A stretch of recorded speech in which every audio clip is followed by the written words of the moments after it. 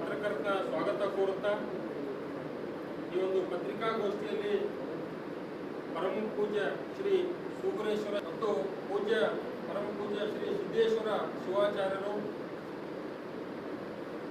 ನಗರ, ಪೂಜ್ಯ ಪರಮ ಪೂಜ್ಯ ಶ್ರೀ ಚಂದ್ರಶೇಖರ ಸ್ವಾಮಿಗಳು ಇಟಗಿ, ಪರಮ ಪೂಜ್ಯ ಶನಿವೀರ ಶಿವಾಚಾರ್ಯ ರಾಜೇಂದ್ರ ಶಿವಾಚಾರ್ಯರು ಚಿಕ್ಕಮಠ ದೋರ್ನಹಳ್ಳಿ ಮತ್ತು ಎರಡು ಜಿಲ್ಲೆಗೆ ನಿರ್ಬಂಧ ಮಾಡಿದ್ರಲ್ಲ, ಅವರು ಮಾಡಿದ ಪುಣ್ಯದ ಕೆಲಸದಿಂದನೇ ಇವತ್ತು ಕನ್ಯಾರಪ್ಪರ ಪಾದ ಕರ್ನಾಟಕದ ಎಲ್ಲಾ ಜಿಲ್ಲೆಗೂ ಬೆಳೆಯಕತ್ತೆ, ಎಲ್ಲ ಜಿಲ್ಲೆಗೆ ಬೆಳೆಯಕತ್ತೆ.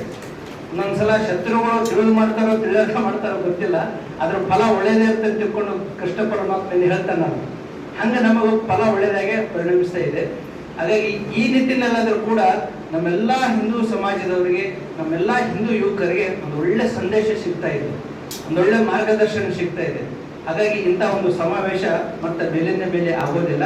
ಹಾಗಾಗಿ ಇದೆಲ್ಲವೂ ಕೂಡ ಬರೀ ಶಾಪುರದ ಕಾರ್ಯಕ್ರಮ ಅಷ್ಟೇ ಅಲ್ಲ, ಇಡೀ ಜಿಲ್ಲೆಯ ಕಾರ್ಯಕ್ರಮ ತಿಳ್ಕೊಂಡು ನಾವು ಮೊದಲೇ ಹೇಳಿದ್ದೀವಿ. ಹಾಗಾಗಿ ಜಿಲ್ಲೆ ಕಾರ್ಯಕ್ರಮ ಅಂದ್ರೆ ಜಿಲ್ಲೆ ತುಂಬಾ ಮಾಡೋಕ್ಕಾಗಂಗಿಲ್ಲ, ಯಾರಿಗೂ ಎಲ್ಲರೂ ಒಂದು ಸ್ಥಳಕ್ಕೆ ಮಾಡಬೇಕಾಗತ್ತೆ. ಹಾಗಾಗಿ ಶಾಪುರ ಸೆಂಟ್ರಲ್ ಪ್ಲೇಸ್ ಆಗ್ತದೆ, ಜಿಲ್ಲೆ ಎಲ್ಲ ತಾಲೂಕದ ಜನರು ಬರಲಿಕ್ಕೆ ಅಂತಕ್ಕಂಥ ಉದ್ದೇಶ ಇಟ್ಕೊಂಡು ಅಲ್ಲಿ ಶಾಪುರದಲ್ಲಿ ಆ ಸಮಾವೇಶನ ಇಟ್ಕೊಂಡಿದ್ದೇವೆ. ಹಾಗಾಗಿ ನಮ್ಗೆ ಶಾಪುರ ಬೇರೆಲ್ಲ, ಯಾದಗಿರಿ ಬೇರೆಲ್ಲ, ನೀವು ಬೇರೆಲ್ಲ, ನಾವು ಬೇರೆಲ್ಲ, ನಾವೆಲ್ಲರೂ ಕೂಡ ಒಂದೇವೆ ಅಂತಕ್ಕಂಥ ಭಾವನೆಯಿಂದ ನಿಮ್ಮೆಲ್ಲರನ್ನ ಪ್ರೀತಿಯಿಂದ ಆ ಕಾರ್ಯಕ್ರಮಕ್ಕೆ ನಾವು ಸ್ವಾಗತವನ್ನು ಬಯಸ್ತೇವೆ. ತಾವೆಲ್ಲರೂ ಕೂಡ ಹೆಚ್ಚಿನ ಸಂಖ್ಯೆಯೊಳಗೆ ತಾವು ಬರೋದರೊಂದಿಗೆ